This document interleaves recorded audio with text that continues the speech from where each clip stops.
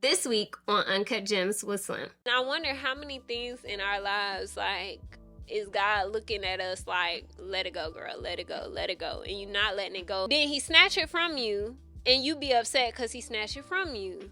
Not realizing in the moment, like, it's your fault he had to snatch it anyway, because if you would have let go, it wouldn't have hurt as bad.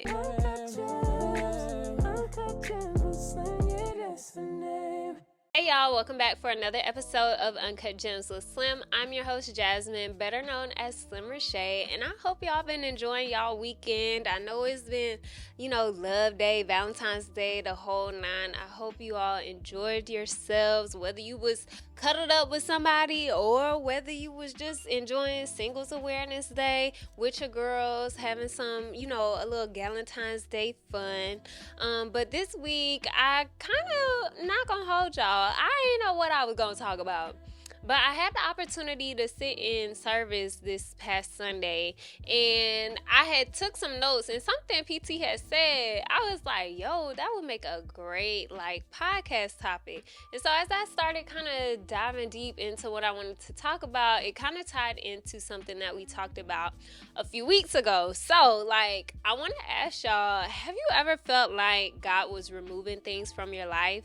Whether that be people, habits, or even things that seem good. Think about it.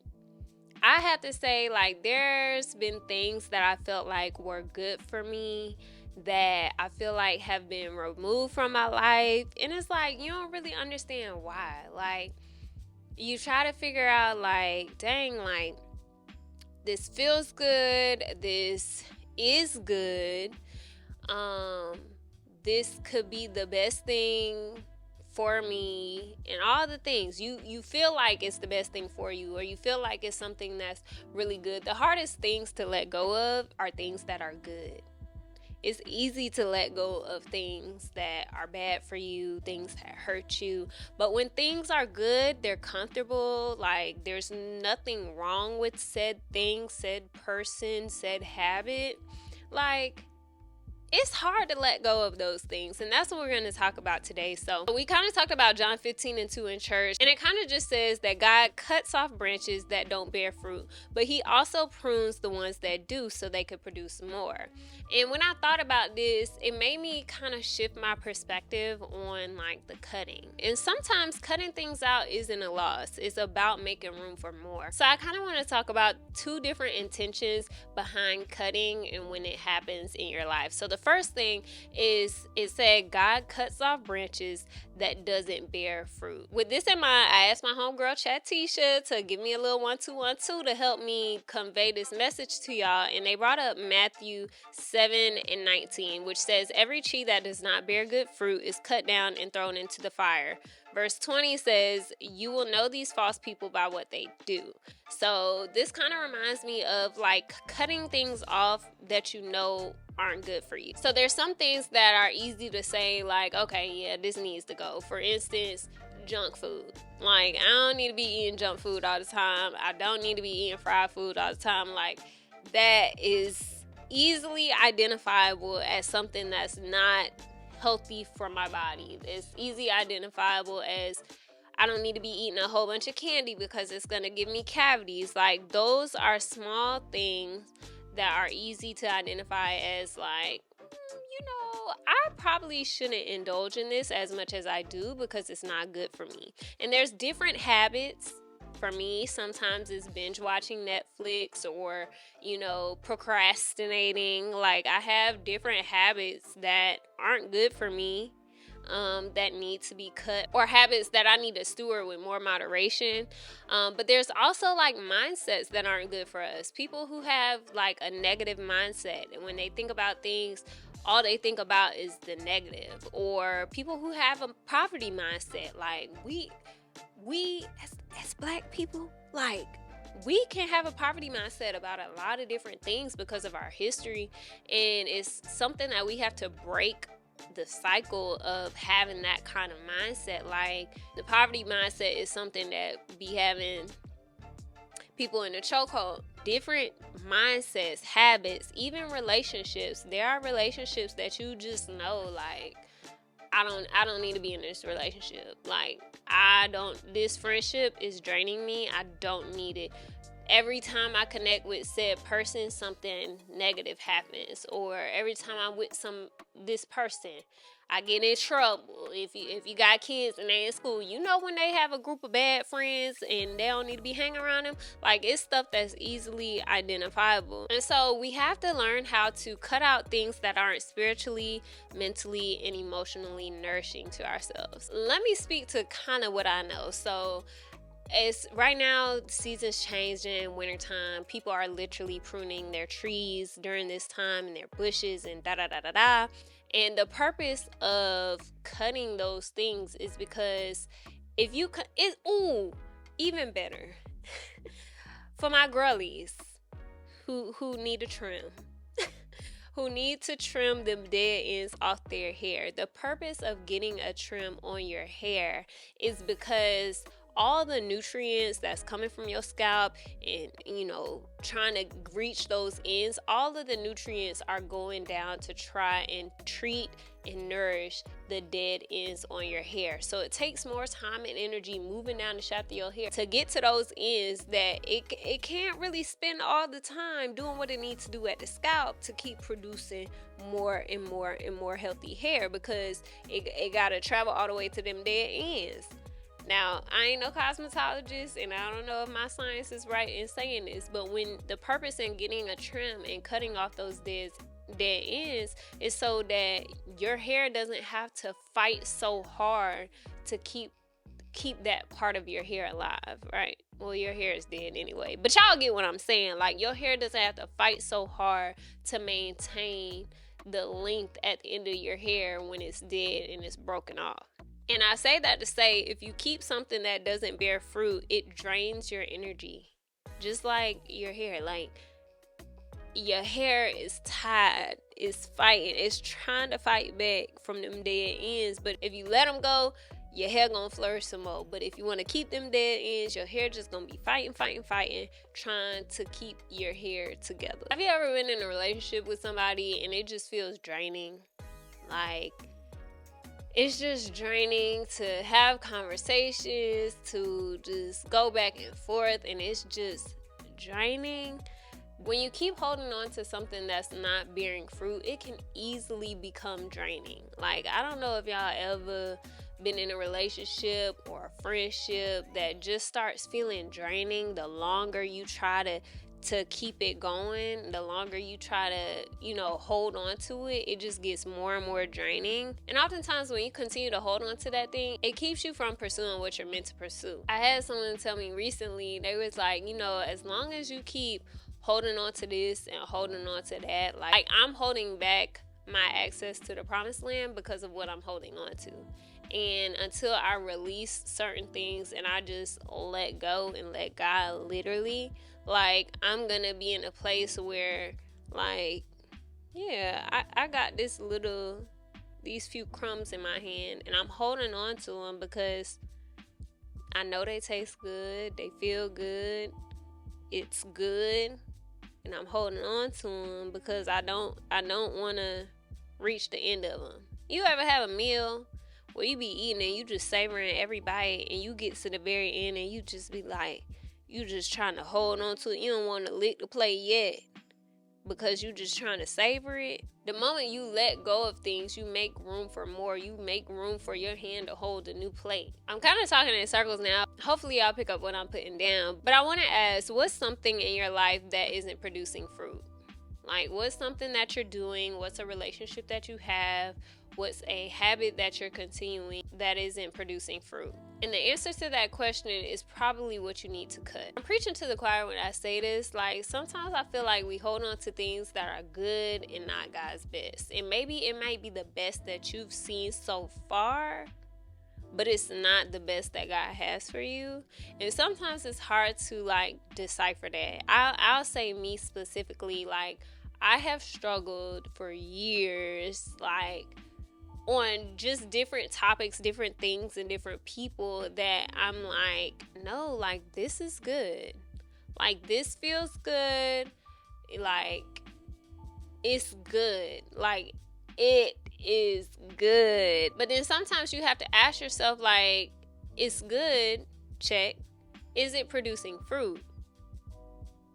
And if the answer is no and it's not producing fruit, 9 times out of 10, like, 2 things can be true at the same time. Like, there can be something good in your life, but it can also not bear fruit.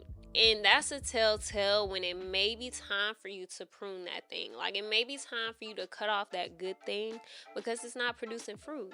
And when you cut it off, you're only making room for God's best. You're only making room to receive more. In 1 Corinthians 10:23, the ERV says, all things are allowed, you say, but not all things are good. All things are allowed, but some things don't help anyone. And it's kind of talking about how, like, things are allowed even if it's not good. Things are allowed even if it is good. And there's some things that aren't, like, crazy bad. They might be good, but they're holding you back from more. A good example is, like, you getting comfortable in a job that pays a bill, or you getting comfortable in a relationship that feels good, but it's not really. Again, like, ask yourself, is it producing fruit? Am I producing fruit in this position, in this partnership, in this relationship, in this company?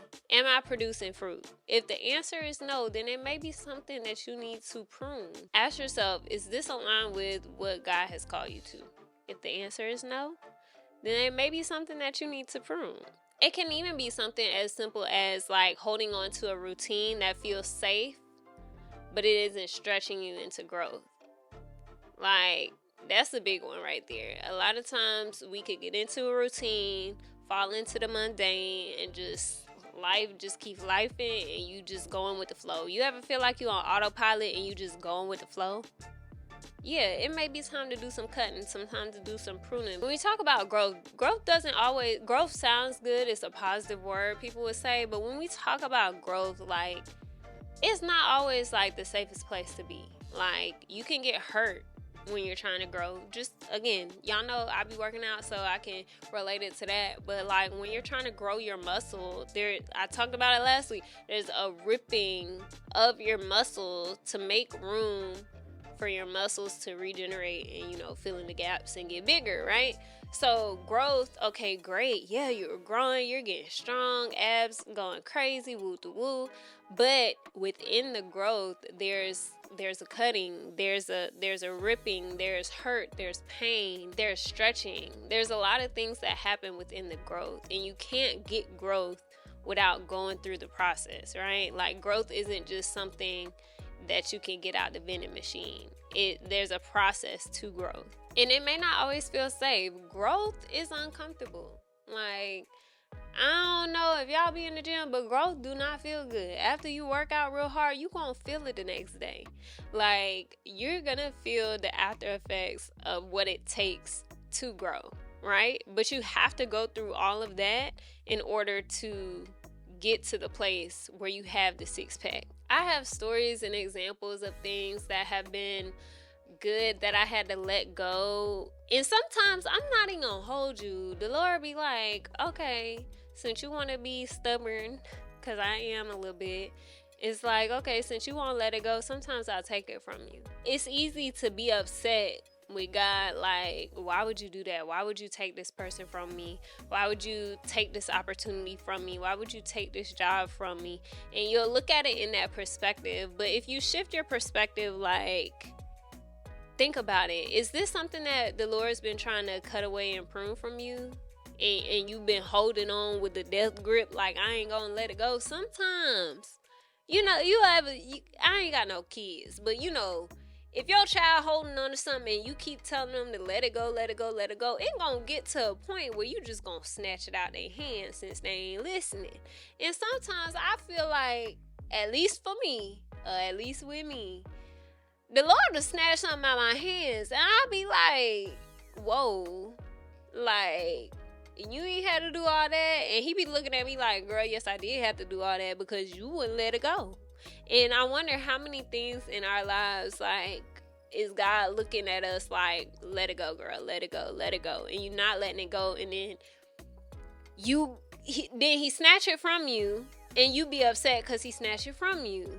Not realizing in the moment, like, it's your fault he had to snatch it anyway, because if you would have let go, it wouldn't have hurt as bad. And again, like I said, it doesn't always have to be something that is like noticeably bad for him to snatch it from you. Like, it can be something good. Like, y'all, if I had the time and the capacity to share with you the stories and the experiences that I've had, like, there has been things that you could not tell me wasn't good, wasn't heaven sent, wasn't the Lord Jesus Christ himself down here telling me things. Like, you could not tell me that it wasn't right for me and it wasn't what the Lord had for me. I was determined, I was set in stone, and I was thoroughly convinced that no, like, this is good. This is the best that I've ever experienced. And so because it's the best I've ever experienced, like, this has to be what God has for me. And that's not always the case. That's not always true, because the Lord's not going to show you everything up front. That's his job to know all things, the beginning and the end, not yours. And so it's naive for me to be so cocky to think like, oh no, like this is the best I ever had. And that's the point where a lot of us wind up settling. We settle in a place because we think that's the best that God has for us, but in honesty, we ain't trust him and wait long enough patiently for him to actually reveal to us what's truly his best for us, right? And sometimes you'll mess around and you'll never get to experience that because of the choices that you make to stay in the things that you thought was good for you that really needed to be pruned so you could get more. Again, like I said, God doesn't just prune dead things. He trims healthy branches so they can bear more fruit. So I want y'all to remember that this week. Remember, like, God is going to be pruning you. Like, you're going to wonder, like, why is so-and-so not my friend no more? Or why do I feel like everything is just being taken from me, or nothing's going right, or this, that, and the third? Like, the Lord might be pruning you. He might be pruning dead things, but he also might be pruning healthy things in order to make room for more. And because we know that pruning isn't punishment. It's really preparation. Like, if God is removing something from you, it's not that he's trying to deprive you. So with that being said, I have one question for you. What's something that God is asking you to cut so that you can grow? And would you be willing and bold enough and have enough faith to cut it and let go of it before he has to snatch it from you? Like I said, I'm preaching to the choir, so I need to answer these questions for myself and prepare and get ready for the pruning, because baby, 'tis the season. The pruning is happening. Sometimes the pruning feel like it happened all year. I say all this to say, don't let the pruning send you into a negative mindset, because the pruning, the cutting, the letting go, all of that is a part of preparation so that you can move into the next. There is purpose in the pruning. There's purpose in the cutting. So I hope you all enjoyed this week's episode. Make sure you follow us on Instagram at Uncut Gems with Slim. And until next week. Uncut Gems, Uncut Gems,